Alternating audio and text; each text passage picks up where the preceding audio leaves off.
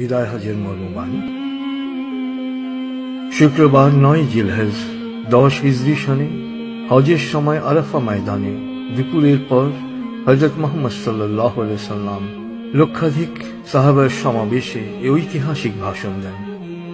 হামদ ও সালার পর তিনি বলেন, হে মানুষ, তোমরা আমার কথা শোনো। এরপর এই স্থানে তোমাদের সাথে আর একত্রিত হতে পারবো কিনা জানি না। হে মানুষ, আল্লাহ বলেন, হে মানব জাতি, তোমাদেরকে আমি এক পুরুষ ও এক নারী থেকে সৃষ্টি করেছি এবং তোমাদেরকে সমাজ ও গোত্রে ভাগ করে দিয়েছি যেন তোমরা পরস্পরের পরিচয় জানতে পারো। অতএব শুনে রাখো, মানুষে মানুষে কোনো ভেদাভেদ নেই। আরবের উপর কোনো অনারবের, অনারবের উপর কোনো আরবের শ্রেষ্ঠত্ব নেই। তেমনি সাদার উপর কালোর বা কালোর উপর সাদার কোনো শ্রেষ্ঠত্ব নেই। তোমাদের মধ্যে সেই ব্যক্তি আল্লাহর কাছে সবচেয়ে বেশি সম্মান ও মর্যাদার অধিকারী যে আল্লাহকে ভালোবাসে। হে মানুষ, শুনে রাখো, অন্ধকার যুগের সকল বিষয় ও প্রথা আজ থেকে বিলুপ্ত হল। জাহেলি যুগের রক্তের দাবিও রহিত করা হল। হে মানুষ, শুনে রাখো, অপরাধের দায়িত্ব কেবল অপরাধীর উপরই বর্তায়। পিতা তার পুত্রের জন্যে আর পুত্র তার পিতার অপরাধের জন্যে দায়ী নয়। হে মানুষ, তোমাদের রক্ত, তোমাদের সম্মান, তোমাদের সম্পদ পরস্পরের জন্যে চিরস্থায়ীভাবে হারাম অর্থাৎ পবিত্র ও নিরাপদ করা হল। যেমন আজকের এই দিন, আজকের এই মাস, এই শহর সকলের জন্যে পবিত্র ও নিরাপদ।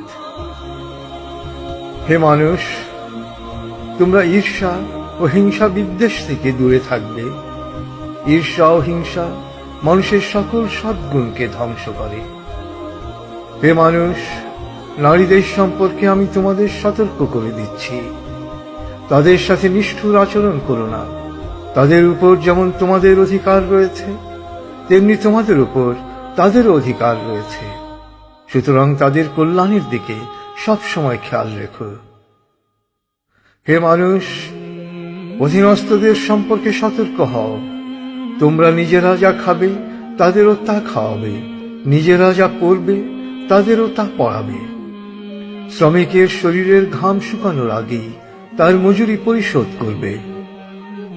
হে মানুষ, বিশ্বাসী সেই ব্যক্তি যার হাত ও মুখ থেকে অন্যের সম্মান, ধন ও প্রাণ নিরাপদ।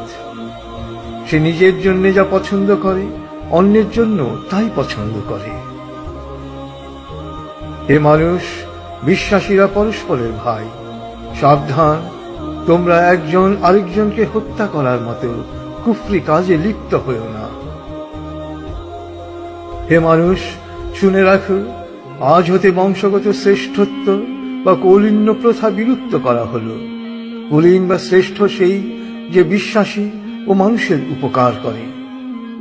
হে মানুষ, ঋণ অবশ্যই ফেরত দিতে হবে।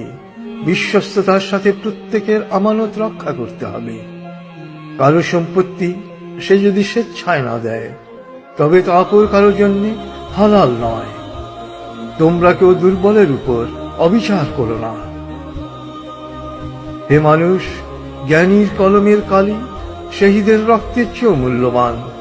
জ্ঞান অর্জন প্রত্যেক নরনারীর জন্য ফরজ, কারণ জ্ঞান মানুষকে সঠিক পথ দেখায়। জ্ঞান অর্জনের জন্য প্রয়োজনে তোমরা চীনে যাও। হে মানুষ, তোমরা তোমাদের প্রভুর ইবাদত করবে, নামাজ কায়েম করবে, যাকাত আদায় করবে, রোজা রাখবে, হজ করবে আর সংঘবদ্ধভাবে নেতাকে অনুসরণ করবে। তাহলেই তোমরা জান্নাতে দাখিল হতে পারবে। হে মানুষ, শুনে রাখো, একজন কুশ্রী কদাকার ব্যক্তিও যদি তোমাদের নেতা মনোনীত হয়, যতদিন পর্যন্ত সে আল্লাহর কিতাব অনুসারে তোমাদের পরিচালিত করবে, ততদিন পর্যন্ত তার আনুগত্য করা তোমাদের অবশ্য কর্তব্য। হে মানুষ, শুনে রাখো, আমার পর আর কোনো নবী নেই। হে মানুষ, আমি তোমাদের কাছে দুটো আলোকবর্তিকা রেখে যাচ্ছি। যতদিন তোমরা এই দুটো অনুসরণ করবে ততদিন তোমরা সত্য পথে থাকবে। এর একটি হলো আল্লাহর কিতাব, দ্বিতীয়টি হলো আমার জীবন দৃষ্টান্ত। হে মানুষ, তোমরা কখনই ধর্ম নিয়ে বাড়াবাড়ি করো না, কেননা অতীতে বহু জাতি ধর্ম নিয়ে বাড়াবাড়ি করার কারণে ধ্বংস হয়ে গেছে। হে মানুষ, প্রত্যেককেই শেষ বিচারের দিনে সকল কাজের হিসেব দিতে হবে, অতএব সাবধান হও। হে মানুষ, তোমরা যারা এখানে হাজির আছো, আমার এ বাণীকে সবার কাছে পৌঁছে দিও। এরপর তিনি জনতার উদ্দেশ্যে জিজ্ঞেস করলেন, হে মানুষ, আমি কি তোমাদের কাছে আল্লাহর বাণী পৌঁছে দিয়েছি? সকলে সমস্বরে জবাব দিল, হ্যাঁ। এরপর নবীজি বললেন, হে আল্লাহ, তুমি সাক্ষী থাকো, আমি আমার সকল দায়িত্ব পালন করেছি।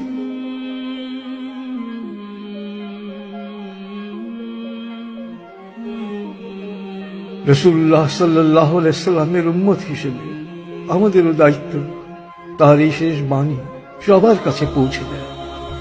আল্লাহ আমাদের সবাইকে এই দায়িত্ব পালন করার তৌফিক দান করুন। আমিন।